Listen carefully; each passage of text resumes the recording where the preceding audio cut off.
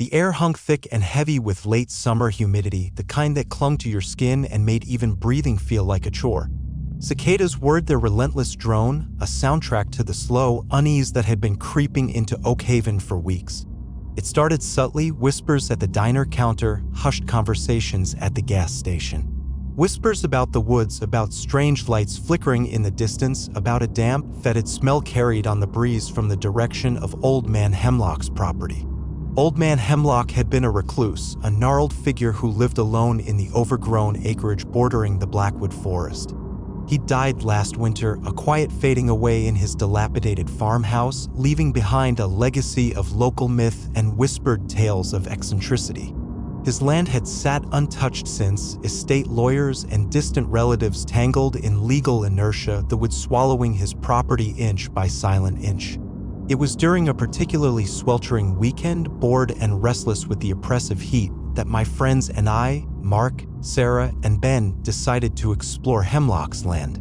We were in our early 20s on that precarious ledge between youthful recklessness and the encroaching weight of adulthood. Oak Haven, our hometown, felt stifling, predictable. We craved something different, perhaps a little dangerous. Hemlock's forgotten property promised just that. Think there's anything interesting out there? Sarah asked, adjusting her backpack as we pushed through the overgrown field at the edge of Hemlock's land. Sun-baked grass crackled under our boots, releasing a dry, earthy scent. Probably just rusty farm equipment and a lot of ticks, Ben grumbled, swatting at a persistent mosquito buzzing near his ear. Ben was the pragmatic one, always the voice of reason in our group, though even he couldn't deny the pull of the unknown. Come on, Ben, lighten up, Mark said, grinning, his eyes alight with adventure. Maybe we'll find buried treasure. Or a secret meth lab. You never know with old Hemlock. I chuckled, though a prickle of unease ran down my spine. I had always been more sensitive to the atmosphere of places, a trait that often felt like a curse in a town steeped in generations of quiet history and unspoken secrets. Hemlock's land felt heavy, burdened with something more than just neglect. We ventured deeper, the field giving way to tangled undergrowth and the looming shadows of the Blackwood Forest.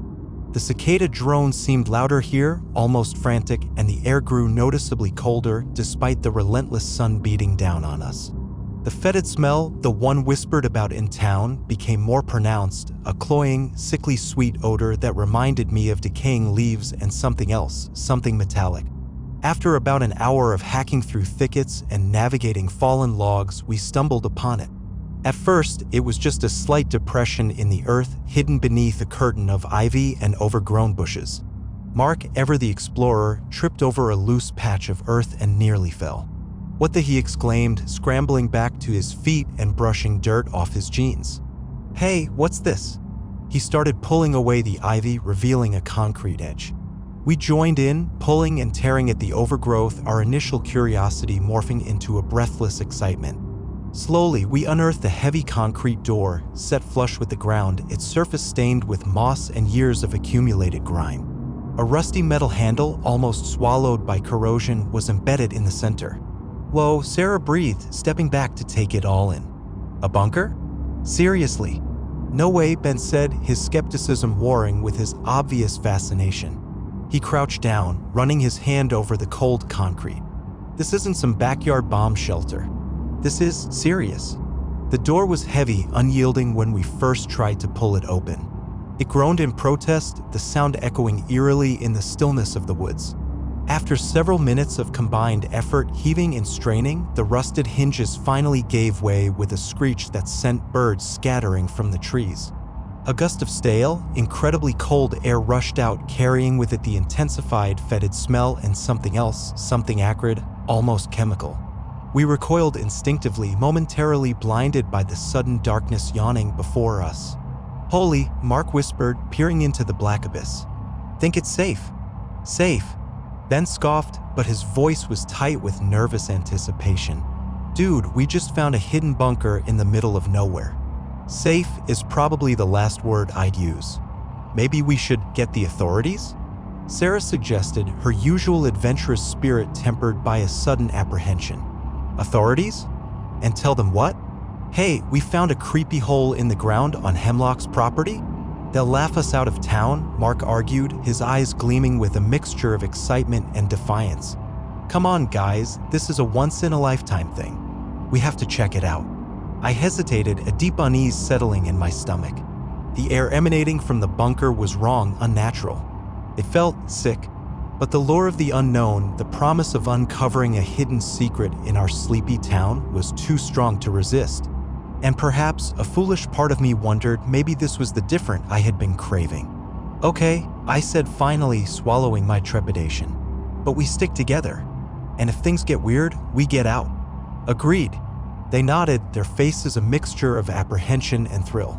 Mark, ever the prepared one, pulled out a flashlight from his backpack.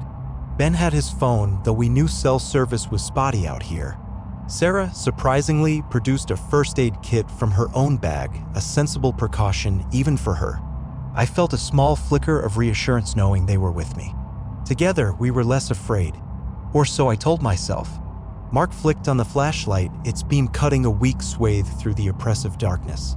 We peered inside, the beam dancing across damp concrete walls, descending into a narrow stairwell spiraling downwards. The air inside was even colder, and the fetid smell was almost overpowering now, making my eyes water and my stomach churn. Taking a deep breath, Mark started down the steps, his flashlight beam leading the way. We followed, one by one, our footsteps echoing unnaturally in the confined space, the heavy concrete walls muffling the sounds of the outside world. With each step down, the sense of isolation deepened, the weight of the earth pressing down around us.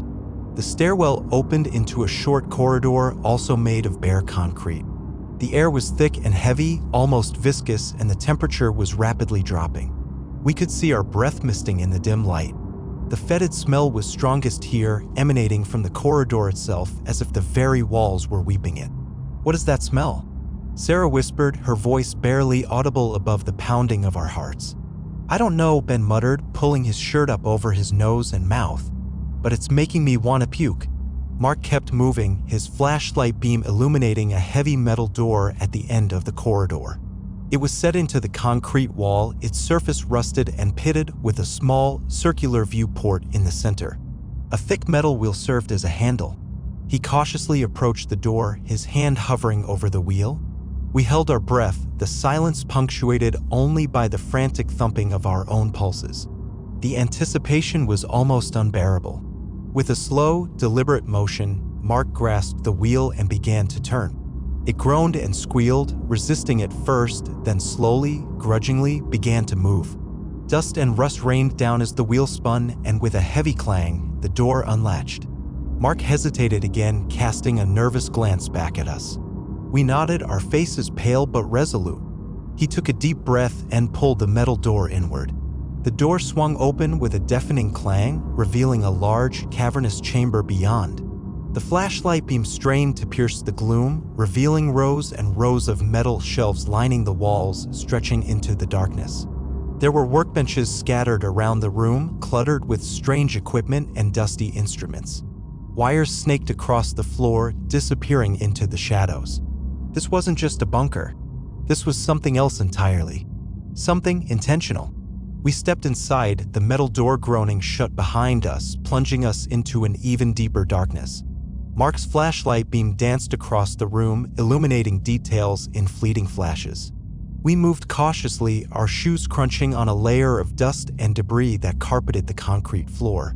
The shelves were filled with jars and vials, most of them empty, some containing dried, unidentifiable substances. There were notebooks and binders, their pages brittle and yellowed with age. On one workbench, we found a complex-looking device made of metal and glass tubes covered in dials and gauges. It was clearly some kind of scientific instrument, but its purpose was completely opaque to us. The air in this chamber was even colder, and the fetid smell was almost unbearable now, laced with a sharp, metallic tang that made my nostrils burn. I felt a rising sense of nausea, a growing conviction that we had stumbled into something profoundly wrong. As Mark moved deeper into the chamber, his flashlight beam caught something on the far wall, something that made him stop dead in his tracks. He gasped, and the beam trembled, shaking violently as his hand began to shake. "Guys," he stammered, his voice barely a whisper. You need to see this." We rushed to his side, peering over his shoulder. And then we saw it. On the far wall, illuminated by Mark's wavering flashlight beam, were rows of cages. Not animal cages. Human cages. They were constructed of heavy metal bars, rusted and grimy, set into the concrete wall. Some were empty, their doors hanging open like gaping mouths. Others were closed, their rusted locks still intact. And in some of the cages, we moved closer, our hearts hammering against our ribs, our breath catching in our throats. In some of the cages, there were things. Shapes. Distorted, contorted shapes huddled in the shadows. Shapes that were vaguely human, but twisted, broken, and grotesque in ways that defied description. The fetid smell was emanating from the cages, directly from these things.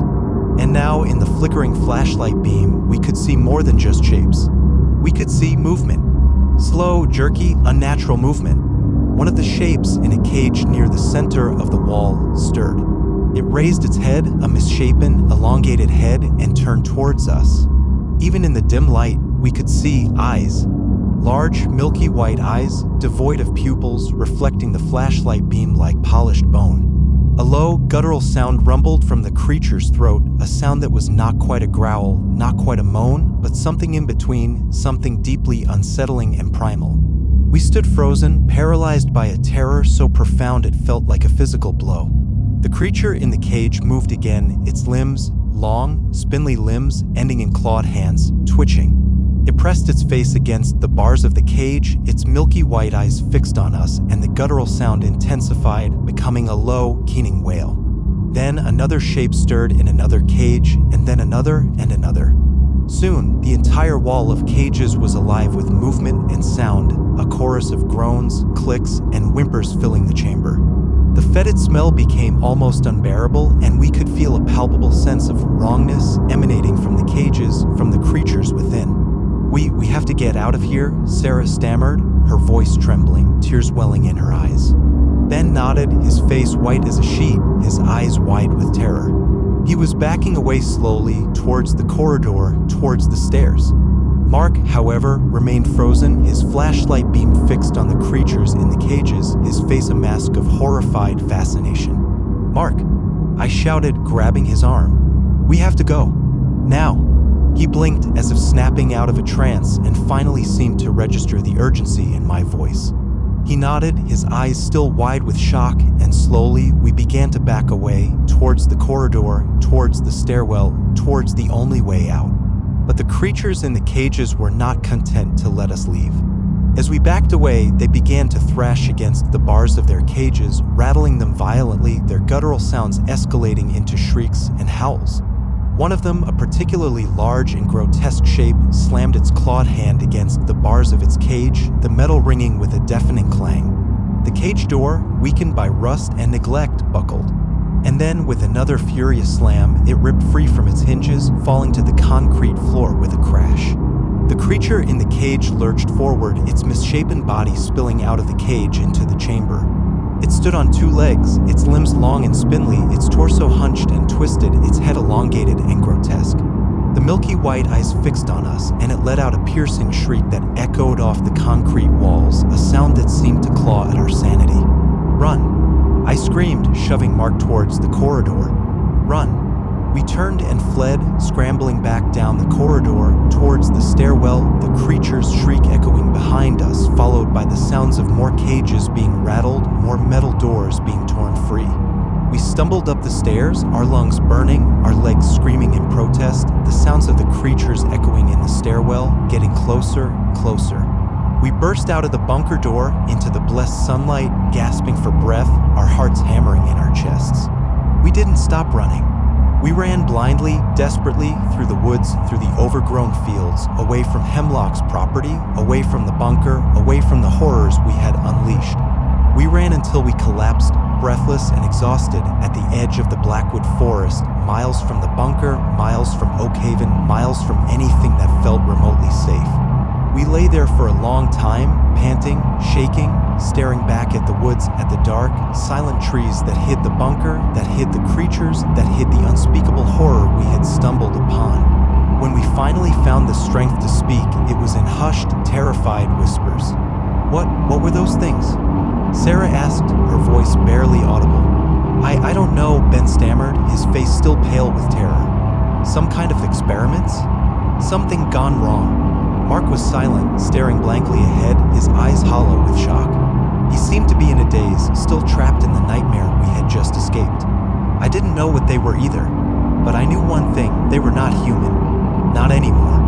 And they were trapped in that bunker for a reason that was now terrifyingly clear. We had unleashed something terrible upon Oakhaven, something that had been hidden, forgotten, buried beneath the earth for who knew how long. And now it was loose. We knew we should go to the authorities. We should tell someone, anyone, about what we had seen. But the fear was paralyzing. Who would believe us? Human cages? Monstrous creatures? We sounded insane, hysterical. And what if the authorities went down there? What if they too were consumed? We decided, foolishly, desperately, to keep it secret, to pretend it never happened, to try and outrun the nightmare. We swore an oath of silence, a pact sealed in fear and denial. We would never speak of the bunker, never speak of the creatures, never speak of what we had unleashed. We would try to forget, but some things, once seen, can never be unseen. Some horrors, once unleashed, can never be contained. The first signs started subtly. The same fetid smell, now fainter, but still present, drifting on the breeze. More whispers in town, more hushed conversations. Pets disappearing. Livestock acting strangely. A sense of unease, thick and suffocating, settling over Oakhaven. Then came the disappearances. Old Man Withers, who lived on the outskirts of town, near the Blackwood Forest. Mrs. Gable, the librarian, who walked home alone every evening. Children playing in their backyards, vanishing without a trace. The town sheriff, a gruff but well-meaning man named Davies, tried to investigate, but he found nothing. No clues, no witnesses, no explanations. Just empty houses, abandoned cars, and a growing tide of fear. We watched it all unfold, our silence eating away at us, a festering wound in our consciences. We knew what was happening. We knew where the disappearances were leading. Back to the woods. Back to the bunker. Back to the creatures we had unleashed. One night, I woke up to a scratching sound outside my window. I went to the window and peered out, my heart pounding in my chest. In the dim moonlight, I saw something moving in my backyard. A shape, elongated and distorted, moving with an unnatural gait. Milky white eyes glinting in the dark. One of them had come to Oakhaven. The next day, Sarah didn't show up for work. Ben called her house, but no one answered. He went to her house and found the door ajar, the house empty, silent, except for the faint, fetid smell lingering in the air. Panic finally broke through our denial. We knew we couldn't stay silent any longer. We had to do something. We had to warn someone. But who would believe us now? It might be too late. We went to Sheriff Davies, our hands shaking, our voices trembling, and told him everything. About Hemlock's property, about the bunker, about the creatures, about the disappearances. He listened, his brow furrowed, his eyes narrowed with skepticism. But as we spoke, as we described the fetid smell, the milky white eyes, the guttural sounds, a flicker of something, recognition, fear, maybe even belief, sparked in his eyes. He didn't laugh. He didn't dismiss us as crazy. He listened, and when we were finished, he said, slowly, his voice grave, "Show me." We led Sheriff Davies to Hemlock's property, our hearts pounding with a mixture of hope and dread. The woods seemed darker now, more menacing, the silence heavier, broken only by the frantic drone of the cicadas, which sounded like a warning. We reached the bunker door, still slightly ajar from our initial exploration. The fetid smell was stronger here, almost overpowering. Sheriff Davies drew his weapon, his face grim. "Stay behind me," he said, his voice low and steady. "And be ready to run." He pushed the bunker door open further and stepped inside, his flashlight beam cutting through the darkness. We followed, our breath held captive in our chests. The corridor was empty. The metal door at the end was closed, but not latched. Sheriff Davies cautiously opened the door and stepped into the chamber. The chamber was different. The metal shelves were overturned, scattered across the floor. The workbenches were smashed, equipment and instruments broken and strewn about. The cages on the far wall were empty. All of them. Their doors lay scattered on the floor, ripped from their hinges. The creatures were gone. Sheriff Davies swept his flashlight beam around the chamber, his face growing paler with each passing moment. He saw the cages, the overturned shelves, the destruction. He smelled the fetid stench, thick and cloying, clinging to the air. He saw the evidence. He believed us. But it was too late. "They're gone," he said, his voice flat, devoid of hope. "They're loose." He turned to us, his eyes filled with a grim understanding.